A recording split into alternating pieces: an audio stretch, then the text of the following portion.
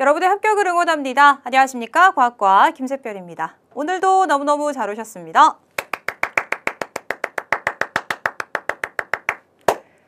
자, 오늘은요, 저와 함께 2024년도 제2회 있었던 우리 고졸검정고시의 과학을 진행해 보시도록 할 겁니다. 처음에 이제 문제를 딱 보셨을 때 어떠셨을까요?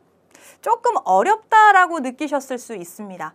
제가 항상 이제 강의를 하면서 말씀을 드리는데, 교육과정이 개정이 되고 나서 교육과정이 개정이 된 직후는 대체로 이제 기출문제라던가 이런 것들, 그런 유형을 바탕으로 해서 몇 회 정도는 굉장히 비슷한 유형의 문제들이 많이 출제가 됩니다. 그리고 시간이 조금 지날수록, 회차를 거듭할수록 이제 점점 그 기출이 되었던 부분에서부터 좀 영역을 넓혀서 문제가 출제되는 경향들이 있어요. 그러니까 기존에는 잘 보이지 않았던 것 같은데 그런 문제들이 좀 새롭게 나오는 경향들이 있어서 이제 공부를 하실 때 느끼실 때는 이거 전에는 잘 출제가 안 됐었던 것 같은데 되게 어렵네 라고 느끼실 수 있습니다. 하지만 우리가 배우셨던 기본 내용에 모두 있었던 내용이죠.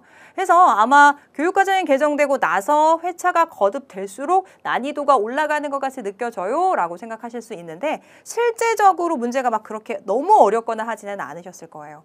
그래서 공부를 하셨다면 만점 충분히 나오셨을 거고요. 좀 어려운 부분이 있으셨다면 어떤 부분이 조금 어려우셨을까요? 예를 들어서 화학식 같은 경우도 이제 이온식 정확하게 기억을 해주셔야 되기 때문에 그 부분이 조금 잘 안 되셨다면 좀 어렵게 느끼셨을 수 있을 것 같고요. 주기율표라던가 원자의 전자배치 이런 것들을 물어보는 문제들이 조금 있었습니다. 그리고 4번 같은 문제가 이해가 되지 않으셨다면 이 문제도 되게 어렵게 조금 느껴지실 수도 있으셨던 문제고, 16번에서 당황하셨을 수 있을 것 같아요.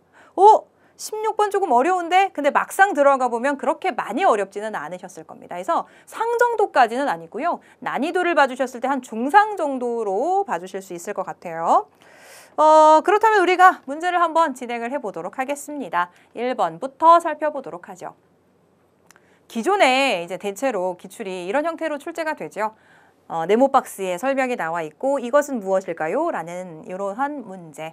특히나 이제 발전 방식이 거의 매회 출제가 되고 있죠. 태양 전지를 사용해서 태양의 빛 에너지를 전기 에너지로 직접 전환을 합니다. 그래서 일조량에 따라서 전력 생산량이 달라질 수 있는 것 누굴까요? 자, 일단 뭘 이용하냐면 태양의 빛을 이용을 합니다. 태양광을 이용을 하는 거고요. 그러면서 전기에너지로 전환을 해서 전기에너지를 발생시키죠. 그래서 발전이 이루어지는 부분이기 때문에 바로 태양광 발전, 정답은 4번이 되겠습니다. 만약에 앞으로 시험을 좀 준비를 하고 계신다면 나머지 수력 발전, 파력 발전, 조력 발전에 대한 이러한 개념들을 익히시고 요것을 이제 지금 문제처럼 이제 설명이 나왔을 때 구분하실 수 있을 정도로 학습을 해주시는 것이 좋습니다. 지금 같은 경우는 태양의 빛 에너지를 전기 에너지로 전환을 하고 있기 때문에 태양광 발전이 된다는 거. 4번이 정답 되겠죠? 자, 2번입니다. 지금 마찰이 없는 수평면에서 질량이 2kg인 물체가 6m/s의 일정한 속력으로 운동을 하고 있습니다. 자, 그럴 때 우리는 지금 뭘 구해야 하냐면요. 운동량의 크기를 구해주세요 라는 문제입니다. 자, 운동량의 공식을 알고 계셔야 되겠죠. 운동량 같은 경우는 어떻게 구해주시면 되냐면 질량에다가 속도를 곱해 주시면 됩니다. 근데 만약에 이제 시험지를 딱 받아 드셨는데 운동량의 공식을 내가 까먹었다 라고 하신다면 제가 어느 정도 좀 센스가 있으시면은 이런 문제는 풀어 나가실 수 있어요 라고 강의 시간에 좀 말씀을 드렸는데요. 어느 정도 공부를 하신 상태시라면 살짝쿵 까먹으셨을 때 이런 방법 활용하시면 돼요. 어떤 방법이냐면요. 단위가 주어지고 있습니다. 너무 친절한 문제죠. 자, 단위가 주어졌는데 여기 킬로그램이라는 것이 바로 질량의 단위인 거고요. 미터/s라는 것이 속도의 단위이기 때문에 운동량이니까 질량에다가 속도를 곱해주면 되는구나 라고 이제 접근을 해주시면 되죠. 근데 이게 이제 되시려면 어느 정도 학습이 되신 상태셔야 됩니다. 운동량에 대해서 1도 모르신다면 이것도 접근하기가 어렵겠죠. 그래서 어느 정도 조금 베이스가 있으시다면, 그리고 순간 조금 까먹으셨다면 단위를 활용을 하셔서 풀어나가는 방법, 요것도 조금 하나의 힌트가 될 수가 있겠죠. 자, 질량 같은 경우는 지금 2kg이라고 이야기를 하고 있고요. 속도 같은 경우는 지금 6m/s라고 이야기를 하고 있죠. 자, 그렇기 때문에 2, 6 곱해주시면은 12가 되겠고 단위는 kg에다가 m/s. 자, 그래서 정답은 12가 나오게 됩니다. 정답은 1번 되겠죠. 3번입니다. 기역에 공통으로 들어가는 것. 코일 근처에서 자석을 움직입니다. 이게 무슨 상황이냐면요. 자, 코일을 한번 그려주세요. 코일. 자, 코일이 이렇게 있고요. 그 다음에 자석이 있는 상황입니다. 자, 뭐 자석을 이렇게 가까이 오거나 아니면 멀리 가거나 이렇게 해서 움직여 주시면 되겠고요. 그렇게 되면 코일에 전류가 유도가 됩니다. 이걸 우리가 뭐라고 얘기하냐면 바로 전자기 유도라고 이야기를 하죠. 뭐 지금 상황에서는 코일이 있고 자석이 있는 상태에서 자석을 움직여주세요 라고 얘기를 했는데요. 자석이 고정이 되어 있고 코일이 움직여도 괜찮습니다. 그렇게 돼도 전류가 유도가 되죠. 이러한 방법을 이용을 해서 우리가 발전기에 활용을 하게 됩니다. 바로 지금 전자기 유도를 의미하고 있고요. 자, 변압기 같은 경우가 바로 전자기 유도를 이용을 해가지고 전압을 변화시키는 장치입니다. 특히나 이제 코일이 있는데 이 코일에 걸린 전압 같은 경우가 코일의 가문수에 비례한다라는 내용도 나와 있죠. 지금 전자기 유도에 대한 내용이 되겠습니다. 3번 체크해 주시면 되겠고요. 자, 4번 어려우셨죠? 자, 4번 한번 살펴볼게요. 자, 지금 수평 방향으로 던졌습니다. 여기 있는 공을 수평 방향으로 던졌더니 이렇게 지금 떨어지고 있는 그런 상황입니다. 근데 공의 위치를 일정 시간 간격으로 나타냈습니다. A하고 B에서 물리량이 같은 것, 그러니까 기역, 니은, 디귿 중에서 같은 값을 가지는 것을 골라주세요 라는 거고요. 여기에서는 중력과 속도를 10으로 잡고 있고 공기의 저항은 무시한다 라고 이야기를 하고 있습니다. 자, 일단 이렇게 수평으로 공을 던졌을 때 수평 방향은 어떤 운동을 하고 연직 방향은 어떤 운동을 하는지부터 조금 파악을 해주시는 것이 중요합니다. 자, 수평 방향부터 한번 봐주시면요. 이렇게 수평 방향. 그래서 공의 간격만 봐주시면 공의 간격이 다 간격이 똑같습니다. 수평 방향 같은 경우를 한번 생각을 해주시면 수평 방향은 힘이 작용하지 않아요. 그렇기 때문에 이들은 수평 방향의 간격만 따져보신다면 이들은 속력이 일정한 운동을 하고 있습니다. 왜요? 여기 수평 방향에서는 작용하는 힘이 따로 없기 때문에 힘이 작용하지 않으니까 똑같은 빠르기로 똑같은 속력으로 움직이고 있다는 거예요. 근데 연직 방향을 한번 봐주시면 지구 중심에서 이 물체를 끌어당기고 있는, 이 공을 끌어당기고 있는 바로 중력이 작용이 됩니다. 힘이 있어요. 힘이 있는데 이 힘이 누구냐면 바로 중력이 작용이 이루어지고 있는 거죠. 그러다 보니 힘이 있고 그리고 운동 방향이 아래쪽이고, 자, 아래쪽으로 운동을 하고 있는데 같은 방향으로 힘까지 작용을 하고 있기 때문에 지금 어떠냐면 속력은 일정하게 증가하게 됩니다. 그래서 여기는 속력은 일정하게 증가하는, 연직 방향 같은 경우는 속력이 일정하게 증가하는 그런 운동이 이루어집니다. 그래서 간격을 봐주시면 연직 방향만 보세요. 공과 공 사이의 간격이 점차적으로 이렇게 넓어지고 있는 것을 보실 수 있죠. 자, 그렇다면 우리는 지금 A하고 B에서 물리량이 같은 것을 찾아주세요 라고 얘기를 합니다. 기억을 한번 봐주시면 수평 방향의 속력은 똑같아요? A나 B나 수평 방향 같은 경우는 힘이 작용하지 않기 때문에 속력이 일정합니다. 아, 결과적으로 속력이 같습니다 라는 거고요. 연직 방향 같은 경우는 어떻다 그랬죠? 점차적으로 간격이 이렇게 넓어지고 있으면서 속력이 일정하게 증가하니까 같지 않습니다. 자, 공에 작용하는 힘의 크기. 자, 지금 여기에서 작용하는 힘의 크기가, 힘이 뭐라고 말씀드렸냐면 바로 지구 중심에서 끌어당기고 있는 중력입니다 라고 얘기를 했죠. 근데 지금 이 공이라는 것이 똑같은 공이에요. 질량이 같습니다. 질량이 같기 때문에 중력의 크기, 힘의 크기도 같다. 이들에게 작용하는, A, B에 작용하는 힘의 크기도 같다라고 봐주시면 되겠죠. 그러면 기역과 디귿이 정답이기 때문에 우리는 4번을 체크해 주시면 되겠습니다. 어떠세요? 조금 어려우실 수 있는 이 문제가 조금 난이도가 있었던 그런 문제가 되겠습니다. 자, 5번은 열 효율을 물어보는 문제가 되겠습니다. 일단은 문제에서 지금 어떤 열 기관이 75줄의 열 에너지를 공급받았고요. 그리고 외부에 15줄의 일을 했습니다. 그리고 60줄의 열 에너지를 방출을 했어요. 그러니까 지금 여기에서 나오는 것들이 굉장히 많기 때문에 75줄, 15줄, 60줄 많기 때문에 조금 헷갈리실 수 있습니다. 근데 우리는 열 효율을 구하실 때 공식을 좀 기억을 해주셔야죠. 자, 지금 열기관이 있는데 이 열기관이 어느 정도로 효율적으로 일을 했는지 그걸 봐주시면 되는 부분이죠. 그래서 아래에 들어가야 될 건 뭐냐면 자, 공급받은 열에너지를 아래쪽에다 넣어주시면 돼요.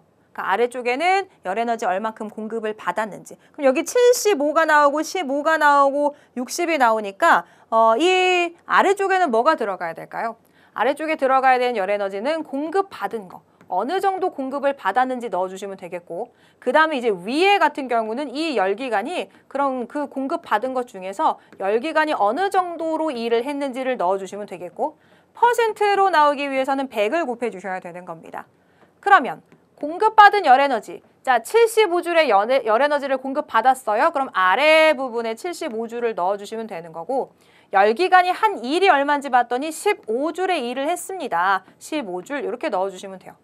그러니까 60줄이 들어가니까 어떤 숫자를 위에다가 넣어줘야 되는지 좀 헷갈리셔가지고 틀리신 경우들이 있을 수 있습니다. 근데 여기서 중요한 건 외부에 15줄의 일을 하고 60줄 열에너지를 방출했다라고 얘기하니까요. 실질적으로 열기관이 한 일은 15줄이라고 봐주시면 됩니다. 그래서 이렇게 계산을 해주시면 되겠죠. 요거 계산해 주시면 얼마가 될까요? 요거 계산해 주시면은 5분의 1에다가 100을 곱해 주시는 상황이죠. 요거 해주시면 75를 15로 나눠주시면요. 갑자기 수학 시간이 됐네요. 75를 15로 나눠주시면은 5, 5, 25에다가 7 이렇게 해서 5가 나오죠. 그래서 5분의 1이 나오게 된 겁니다. 그래서 요걸 정리해 주시면은 20% 나오죠. 해서 정답은 20% 체크를 해주시면 되는 겁니다. 공식 기억해 주셔야 되겠고요. 그리고 이제 위쪽에 들어가야 될 것이 열기관이 한 1이 들어가야 되기 때문에 15줄이 들어가야 되는 겁니다. 위에 들어가야 될 것이 15줄. 그래서 3번 20%가 정답이 되겠습니다. 자, 6번 볼게요. 그래핀에 대한 설명입니다. 이게 이제 그래핀인데요. 그래핀이라는 건 뭐냐면 우리 흑연 있죠. 흑연이 이제 여러 층이 탄소가 배열이 되어 있는 여러 층으로 이루어진 게 흑연인데 이 흑연에서 한 층만 분리한 것이 바로 그래핀입니다. 제가 근데 흑연이 누구로 이루어졌다 그랬죠? 탄소로 이루어져 있는데 여러 층으로 구성되어 있어요. 흑연이었어요. 그렇죠? 근데 그걸 한 층만 이렇게 분리해낸 것이 바로 그래핀입니다. 그럼 요 친구들이 다 누구라고 봐주시면 돼요? 탄소라고 봐주시면 되겠죠. 이 그래핀은 전기 전도성이 뛰어나고요. 탄소 원자가 육각형으로 이렇게 배열된 평면 구조입니다. 흑연에서 한 층만 이렇게 가지고 온 거기 때문에 이렇게 한 층으로 배열이 되어 있는 평면 구조라고 생각해 주시면 되겠습니다. 자, 7번입니다. 원자의 전자 배치를 나타냈습니다. 13족 원소 어떤 걸까요? 자, 일단 13족이라는 것은 어떤 특징을 가지고 있는지를 좀 생각해 주셔야 되는데 우리 그 주기율표를 보실 때 족이라는 것은 뭐냐면 바로 세로줄을 의미합니다. 세로줄. 그리고 이 세로줄이긴 한데 어떤 특징을 가지고 있냐면 가장 바깥쪽에 있는 이 원자가 전자 있죠. 이 원자가 전자가 3개 있는 친구들이 13족 원소입니다. 자, 족이라는 것은 세로줄을 의미하고 13족이라는 것은 원자가 전자가 3개여야 돼요. 자, 원자가 전자 얘는 몇 개냐면 1개고요. 얘는 몇 개냐면 2개고요. 가장 바깥쪽에 있으면서 이제 그 반응에 참여하는 전자를 원자가 전자라고 얘기하죠. 얘는 하나, 둘, 3개입니다. 얘는 하나, 둘, 셋, 4개입니다. 13족 원소는 원자가 전자가 3개가 되어야 하기 때문에 정답은 3번 체크를 해주시면 되겠습니다. 되시죠? 자, 8번째 문제. 주기율표의 일부가 나타나고 있습니다. 가장 바깥 전자 껍질의 전자수가 8개이고요. 반응성이 거의 없는 거 누굴까요? 라는 문제입니다. 지금 아까 우리 7번이었죠? 7번에서 13족이라고 해서 족이라는 것이 무엇인지 우리가 아까 살펴봤습니다. 요 족이라는 것이 바로 뭐냐면 세로줄을 의미해요. 세로줄. 그러니까 1족이라는 친구는 여기 있는 게 1족입니다. 이 친구는 가장 바깥 전자 껍질의 전자수가 1개예요. 그 다음에 여기 16쪽이라는 친구는 여기 있는 친구는요 6개입니다. 6개. 그 다음에 17쪽에 있는 친구는 7개. 18쪽에 있는 친구는 8개. 이렇게 되는 거예요. 그러면 가장 바깥 전자 껍질의 전자수 8개인 친구 그러면서 이렇게 8개가 되면 반응이 거의 없습니다. 안정적이에요. 이런 친구들 누구냐면 지금 나에 해당하는 친구니까 정답은 우리가 2번을 체크를 해주시면 되는 겁니다. 주기율표에 대해서 이해를 하고 있는지를 물어보는 거 7번도 그렇고요. 8번도 그러한 문제가 되겠습니다. 자, 9번 갑니다. 이온 결합 물질에 대해서 옳은 것을 우리가 모두 한번 찾아보도록 할 겁니다. 이온 결합이라는 것은 양이온, 음이온 이들이 결합을 했어요. 그러니까 플러스하고 마이너스하고 이 친구들은 이제 인력, 서로 끌어당기는 힘이 작용이 되거든요. 그래서 양이온하고 음이온 같은 경우는 정전기적 인력에 의해서 결합이 이루어집니다. 근데 산소 기체 같은 경우는 O2인데요. 이 친구 같은 경우는 그냥 산소 원자 2개가 결합이 이루어지고 있죠. 그러니까 요거 같은 경우는 양이온, 음이온에 의한 그런 결합이 아니죠. 요거는 이제 전자를 공유하는 공유 결합이라고 봐주시면 되겠고요. 자, 양이온하고 음이온 같은 경우가 있는 양이온, 음이온이 결합해서 이루어진 이온 결합 물질 같은 경우를 물에다가 풀어봐요.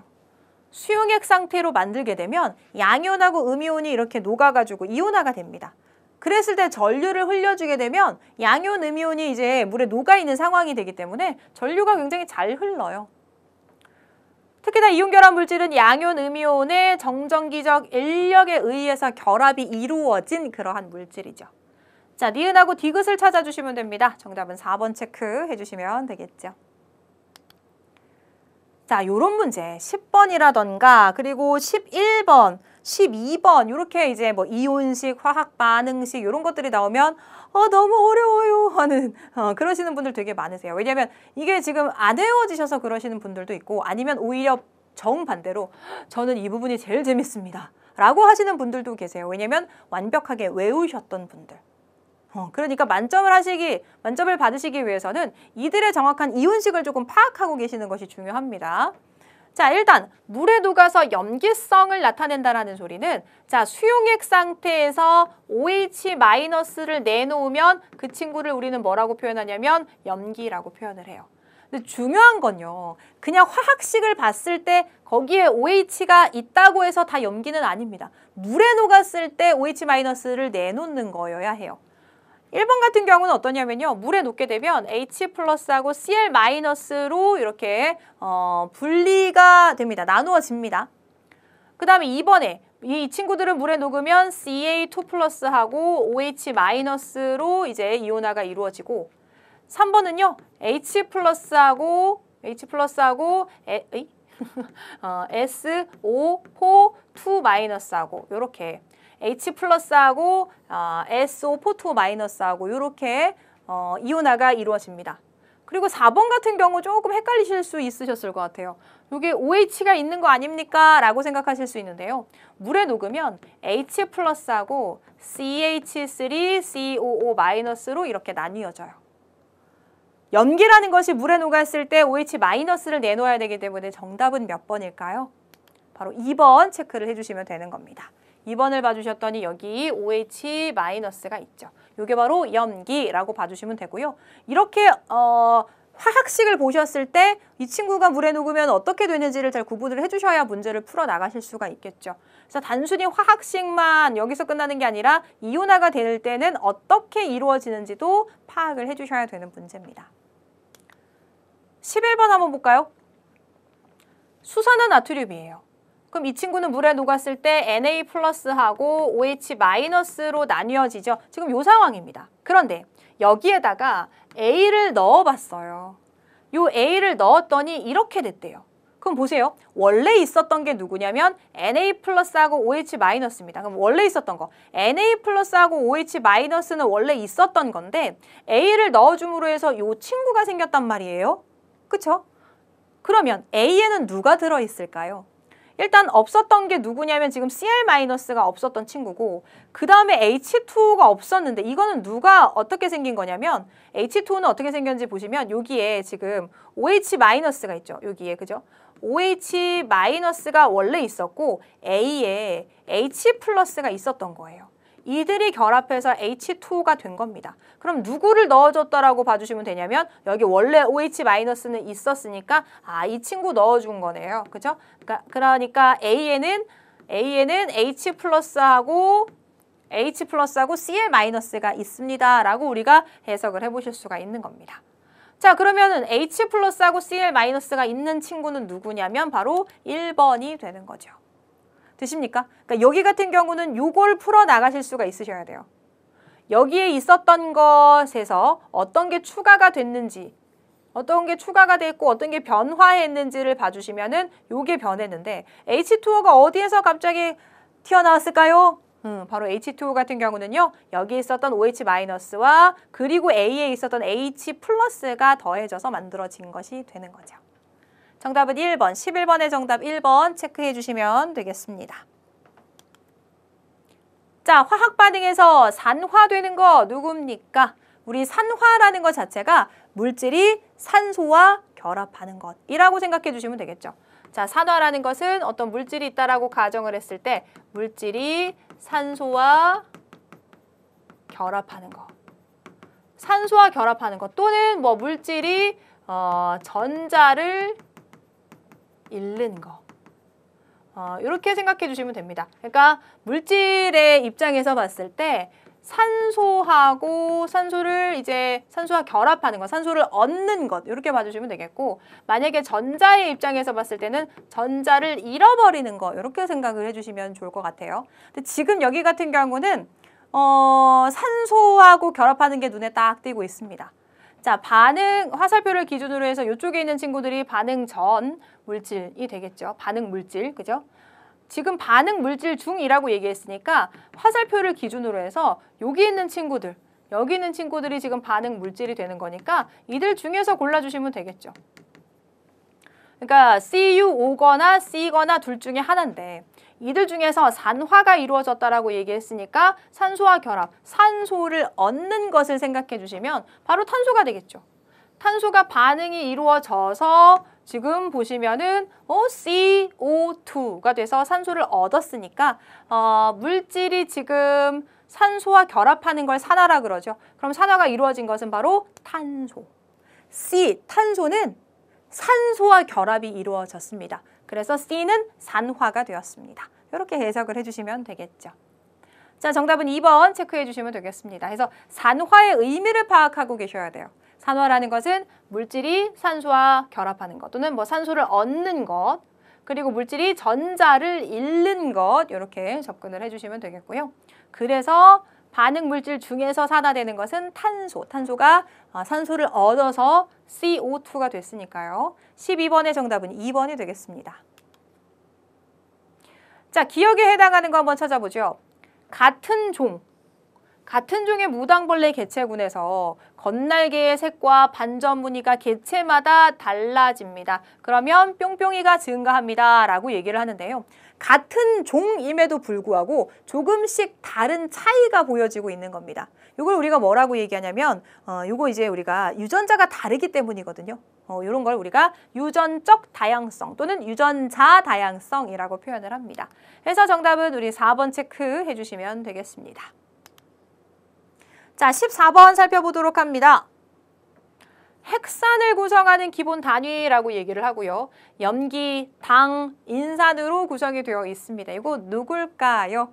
핵산을 구성하는 기본 단위체 바로 우리 뉴클레오타이드를 이야기하고 있죠. 이런 거 같은 경우는 사실 문제를 푸실 때도 시간도 많이 안 걸리는 문제고요. 정확하게 이제 핵산에 대해서 이해를 하셨다면 금방 풀어 나가실 수 있는 문제입니다. 이거는 또 날 수도 있고 그렇기 때문에 꼭 기억을 잘 해주셔야 되겠죠. 14번에 4번 되겠고요. 자, 15번. 세포 내 유전 정보의 흐름을 나타내고 있습니다. 기억, 니은에 해당하는 것을 찾아주시면 되겠습니다. 굉장히 중요한 문제죠. 자, 일단 우리 DNA 같은 경우는 이중 나선 구조로 되어 있고요. 이 DNA에는 유전 정보가 있습니다. 근데 이 DNA 같은 경우는 보시면 이중 나선으로 해가지고 어디에 있냐면 핵 속에 있어요. 자, 핵 속에 DNA가 있는데 우리가 단백질을 합성을 하려면 세포질 쪽으로 나와야 되거든요. 근데 이 친구들이 너무 커가지고 핵을 빠져나오지 못하는 거예요. 그래서 어떻게 할 거냐면, 자, 이 DNA에 유전 정보가 있는데 이 DNA에 있는 정보를 RNA한테 전달해주는 역할을 할 겁니다. 그걸 우리가 기억이라고 얘기를 해요. DNA에 있는 이 유전 정보를 RNA한테다가 전달해주는 이 기억 과정, 이걸 우리가 뭐라고 얘기하냐면 전사라고 얘기를 합니다. 이 전사는 어디에서 일어날 거냐면 핵에서 일어날 거예요. 그러니까 DNA에 있는 정보를 RNA에다가 주는 것은 핵에서 일어나고, 이제 요 RNA 보세요. 아까는 DNA가 이중 나선 구조였는데 RNA 같은 경우가 지금 한 줄로 되어 있어서 좀 가늘어졌죠. 그래서 핵을 빠져나올 수 있습니다. 요 RNA가 이제 핵을 빠져나와서 세포질로 와서 이제 단백질을 합성을 하는데, RNA에 있는 이 정보를 이제 번역을 해가지고 단백질을 합성을 하게 되죠. 지금 답이 나왔죠? 뭐라 그랬죠? 정보를 번역을 해서 단백질을 합성을 합니다. 그래서 니은 같은 경우는 우리가 그 정보를 번역을 해야 되기 때문에 말 그대로 번역. 그래서 봐주시면은 아미노산 1, 아미노산 2 해가지고 결과적으로 단백질 합성을 하게 되는 거죠. 자, 그래서 지금 봐주셨을 때 일단 요 과정 같은 경우는요, 전사 같은 과정은 어디에서 이루어져야 되냐면 핵에서 이루어져야 되는 거고요. 그리고 RNA에 있는 정보를 바탕으로 해서 단백질을 합성하는 것은 세포질에서 이루어지게 됩니다. 자, 해서 기억은 전사, 니은은 번역, 이렇게 봐주시면 되겠고요. 특히나 이 세포질에 있는 리보솜에 의해서 우리 단백질이 합성이 이루어지게 되겠죠. 자, 기억은 전사가 되겠고 요 니은은 번역 찾아주시면 되기 때문에 정답은 우리 3번 체크해 주시면 되겠습니다. 자, 16번의 요 그림 보시면서 와, 너무 어렵겠다 라고 생각하신 분 계시죠? 좀 구체적으로 좀 문제가 나왔는데 사실 막상 보기를 봐주시면 크게 어렵지는 않으셨을 거예요. 근데 이게 이제 출제가 됐다라는 것은 그 다음 시험에서는 이거보다 조금 난이도가 있는 문제 충분히 출제될 가능성이 있습니다.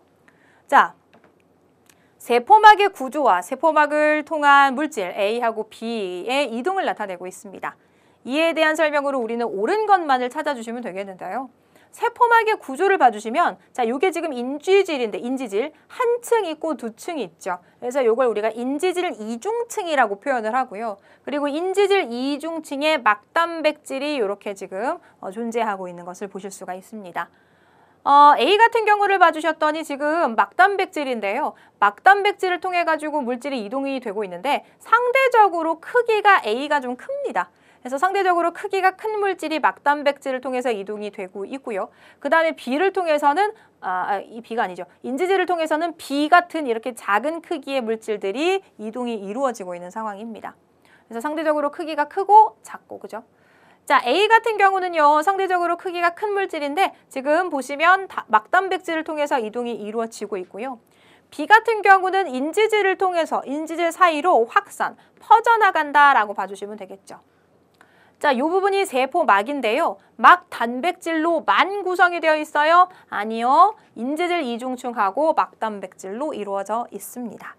자, 해서 우리가 정답을 찾아주시면 16번은 기억 니은 찾아주시면 되기 때문에 3번 되겠습니다.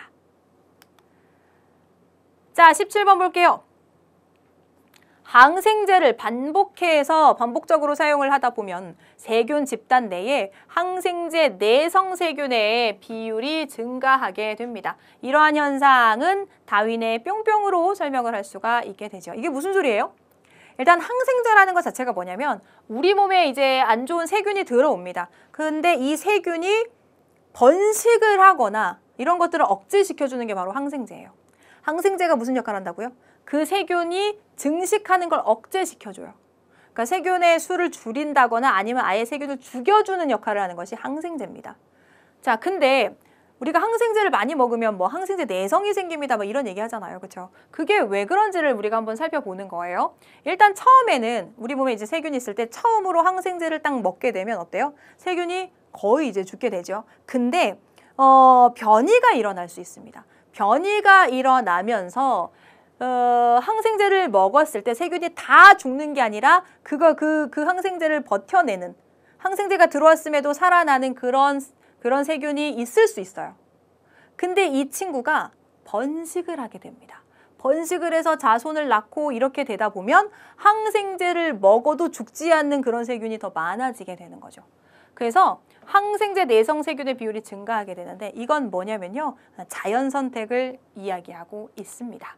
그래서 우리 요거는 1번을 체크를 해주시면 되겠죠. 이게 바로 자연 선택에 대한 내용. 그래서 지금도 굉장히 중요한 용어들이 많이 나오고 있죠. 그래서 자연 선택이라는 이 용어, 그리고 지금 생태 피라미드, 뭐 지금 생태계 평형, 생명 중심 원리 이렇게 나왔는데 요들의 이런 단어들이 나왔을 때 구분하실 수 있을 정도로 내용을 좀 기억을 해주시는 것이 중요합니다. 지금은 우리 자연 선택에 대한 내용이었기 때문에 17번의 정답은 1번 체크해 주시면 되겠죠. 자, 18번 갑니다. 밑줄 친 기역, 니은에 해당하는 생태계 구성 요소 한번 찾아보죠. 한 그루에 참나무를 관찰했습니다. 그랬더니 햇빛을 강하게 받은 잎이 약하게 받은 잎보다 두꺼운 것이 확인이 되었습니다. 참나무는 뭘까요? 나무, 참나무니까 빛을 이용을 해서 광합성을 해서 양분을 스스로 만들어요. 그렇기 때문에 양분을 만들죠. 생산합니다. 바로 생산자라고 봐주시면 되겠죠. 기역은 참나무 생산자에 해당이 되고요. 햇빛 같은 경우는 살아있는 게 아니죠. 요거는 이제 이러한 그 생물 요소들이 살아갈 수 있게끔 해주는 환경적인 요소에 해당합니다. 그래서 이것을 우리가 비생물적 요인, 햇빛은 비생물적 요인에 해당한다라고 봐주시면 되겠죠. 그래서 생산자, 비생물적 요인 찾아주시면 되기 때문에 정답은 2번 됩니다. 자, 19번. 이게 바로 생태 피라미드가 나오고 있습니다. 여기 2차 소비자고요. 그 다음에 A는 우리가 뭐라고 봐주시면 되냐면 1차 소비자라고 봐주시면 되겠죠. 그리고 아래에 있는 B 같은 경우는 생산자 이렇게 봐주시면 되겠습니다.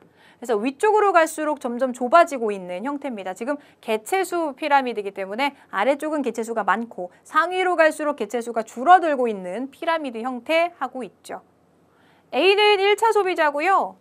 참새는 B에 해당합니까? 참새는 만들어져 있는 걸 먹어요. 그러니까 참새는 어디에 해당한다라고 봐주시면 되냐면 참새는 소비자에 해당한다라고 봐주시면 됩니다. 참새는 소비자. 근데 B가 생산자이기 때문에 옳지 않고요. 상위로 갈수록, 위쪽으로 갈수록 개체수가 증가하는 게 아니라 점차적으로 줄어들고 있는, 감소하고 있는 형태가 됩니다. 자, 옳은 것을 모두 골라주시면 정답은 기역 1번이 되겠습니다. 자, 20번 기역에 해당하는 것. 지구의 지각을 구성하는 암석은 주로 규소와 뿅뿅이가 결합한 규산염 광물로 이루어져 있습니다. 규산염이라는 것은 규소하고 산소로 이루어져 있죠. 그래서 기역은 우리가 산소를 넣어주시면 되겠고요. 정말 맞는지 한번 봐주시면 산소는 사람을 구성하는 원소 중 가장 많은 질량을 차지한다라고 얘기합니다. 바로 산소에 대한 설명 되겠죠.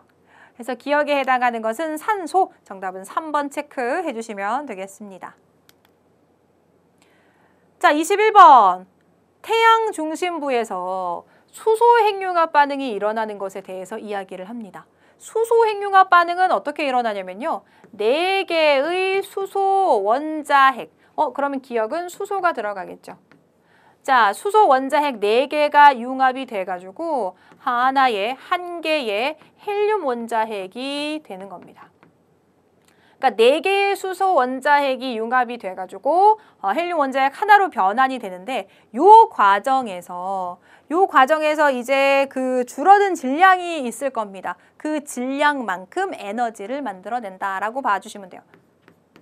이렇게 봐주시면 됩니다. 그러니까 4개의 수소 원자핵이 융합을 해가지고 하나의 헬륨 원자핵이 만들어지고 그리고 에너지까지 만들어지게 되는 거죠. 그러면 기역은 수소가 되는 거고요. 니은은 헬륨이 되니까 정답은 2번 체크해 주시면 되겠습니다. 자, 어느 해역에 깊이에 따른 수온 변화를 나타내고 있습니다. A층 같은 경우는 요거 바람에 의해서 섞이죠. 혼합됩니다. A는 우리가 혼합층이라고 얘기를 하고요. B는 수심이 깊어질수록 수온이 낮아지고 있어요. 여기는 우리가 수온 약층이라고 얘기를 합니다. C는 심해층 이렇게 이야기를 하죠. 자, 그렇다면 옳은 것. A 같은 경우는 혼합, 바람에 의해서 섞이고 있죠. 그렇기 때문에 바람, 기권과 상호작용이 이루어진다라고 볼 수 있을 거고요. B 같은 경우는 수심이 깊어질수록 수온이 낮아지고 있는 상황입니다. C 같은 경우는 심해층 되겠고요. 심해층. 자, 그러면 기억만 맞습니다. 정답은 1번 체크해 주시면 되겠고요. 자, A하고 B는 판의 경계를 나타내고 있습니다. 옳은 것을 한번 찾아보도록 할 건데요. A 같은 경우는 지금 대륙판이 있고 해양판이 있는데 이 친구들 같은 경우는 대륙판이 있고 해양판이 그 아래쪽으로 들어가고 있습니다. 지금 여기는 수렴이 이루어지고 있다라고 봐주시면 되겠죠. A는 수렴형 경계라고 봐주시면 돼요. 수렴형 경계. 특히나 대륙판이 있고 해양판이 이렇게 들어가면서 깊은 구덩이가 생길 수 있습니다. 그래서 이 수렴형에는 뭐가 생길 수 있냐면 바로 해구가 만들어질 수 있다는 거 생각해 주시면 되겠고요. B 같은 경우는 판과 판이 이렇게 멀어지고 있어요. 바로 발산형 경계라고 생각해 주시면 되겠죠.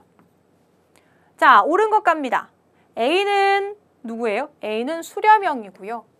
B 같은 경우를 봐주시면 지금 멘틀이 대류하면서 지금 여기에서는 어떻게 되냐면 판과 판이 멀어지면서 새로운 것이 생성이 되고 있어요. 그래서 판이 생성이 되고 있다라고 봐주시면 되겠고 해구가 발달하는 부분은 이 부분에서 해구가 발달이 됩니다. A, B 모두에서 만들어지는 건 아니고요. A에서 이 부분에서 해구가 만들어지죠. 자, 니은만 맞기 때문에 정답은 2번 체크해 주시면 되겠습니다. 서로 다른 지질시대 표준 화석을 나타내고 있습니다. 오래된 것부터 나열해 주세요. A 같은 경우를 봐주시면 삼엽충입니다, 여러분. 삼엽충은 언제죠? 고생대입니다. 고생대. 삼엽충, 그 다음에 뭐 필석, 삼필갑추 해서 삼엽충, 필석, 갑주어, 방추충 이런 친구들 고생대입니다. 자, 비암모나이트는요. 언제냐면 중생대죠. 암시룡 해가지고 암모나이트, 시조새, 공룡 이런 친구들 바로 중생대 되겠고요. C 같은 경우는 매머드 나왔어요. 신생대입니다. 신생대. 매화 해서 매머드, 화폐석 이렇게 기억해 주시면 됩니다. 그럼 오래된 것이 누구냐면 A부터죠. A가 가장 오래됐고요. 그 다음에 B, 그 다음에 C. 정답은 1번 체크해 주시면 되겠습니다. 자, 마지막 25번. 지구 시스템의 주된 에너지 원 누굴까요? 지진, 화산 활동을 일으키고요. 자, 이것이 있기 때문에 멘틀 대류를 일으켜서 판을 이동시키는 요 에너지. 바로 지구 내부. 지구 내부에서 발생하는 에너지, 바로 지구 내부 에너지를 의미합니다. 그래서 이 지구 내부 에너지가 있기 때문에 지진이 일어날 수도 있고요. 화산이 이루어질 수도 있고요. 그리고 이제 멘틀 대류가 이루어질 수 있겠죠. 그러니까 멘틀이 대류가 이루어지니까 그 위에 있는 또 판이 이동을 하면서 지진도 생기고 화산도 생기고 이럴 수가 있겠죠. 바로 지구 내부 에너지에 의해서 이루어질 수 있습니다. 25번의 정답은 4번 체크해 주시면 되겠습니다. 자, 이렇게 해서 우리가 문제를 모두 해결해 보셨습니다. 어떠셨을까요? 괜찮으셨나요? 조금 이제 어렵게 느껴지시는 부분 뭐 16번이나 4번이나 이런 정도, 그리고 11번도 조금 어렵게 느껴지실 수 있으셨을 것 같습니다. 해서 난이도는 중상 정도였다라고 말씀드리고요. 혹시 앞으로 시험을 준비를 하신다면 제가 말씀드리는 부분 있죠. 용어 의미를 파악해 주실 때 다른 용어들과 구분하실 수 있을 정도로 용어 파악해 주시고, 그림 자료, 예를 들어서 22번이라던가 그리고 또 나오는 문제 뭐 4번이라던가 이런 문제들 그림 자료가 같이 나오죠. 7번이라던가 8번이라던가 이런 것들. 그림 자료를 항상 학습하실 때 용어와 함께 연관지어서 그림 자료 해석하시는 연습까지도 꼭 해주시기 바라겠습니다. 자, 오늘 너무 고생 많으셨고요. 오늘은 여기까지 하도록 하겠습니다. 수고하셨습니다.